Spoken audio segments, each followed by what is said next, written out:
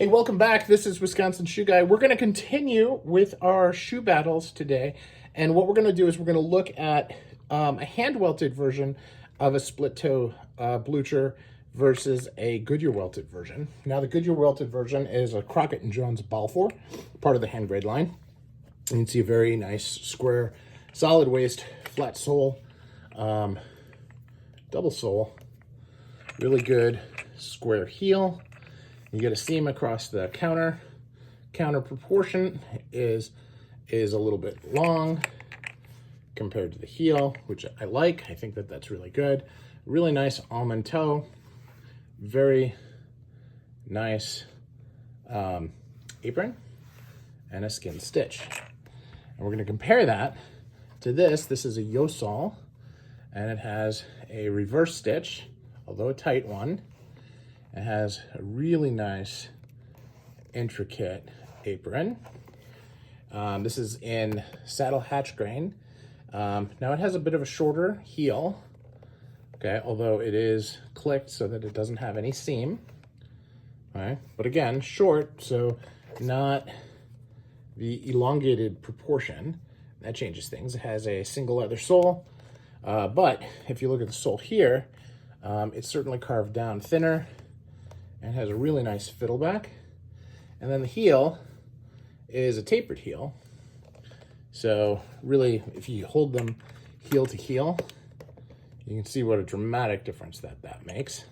This is also using much thinner heel stack pieces of leather that they use for that. So now, this is a hand welted shoe, so it is a little different than Goodyear welted, although the idea is the same. The real difference is that they attach this to the holdfast through the bottom of the insole, and here they actually glue in a piece of linen to it called gemming that they use to connect everything onto the shoe. Now, there's a lot of question over which lasts longer. I'm not really as concerned about that. I can tell you that the insoles on the hand welted shoes are usually thicker, but that it's not been my experience in the high end where they use very thick insoles. Anyway, so pretty comfortable. I would not say that there's a significant difference in comfort here. Lining material, as I feel it, feels to be about the same quality. It's hard to tell, but I've had these shoes for almost a couple of years now, and they do really, really well.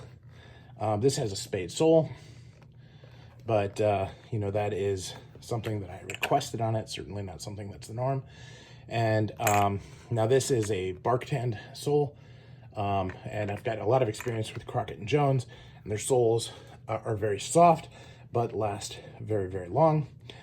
This sole is not, to my knowledge, bark tanned, but is very, very sturdy, nevertheless, and certainly lasts. And of course, I had toe plates installed in this one as well, which I will eventually have added here. So, aside from the grain, the proportion of the facing is also quite a bit different. You can see that as you look at them here.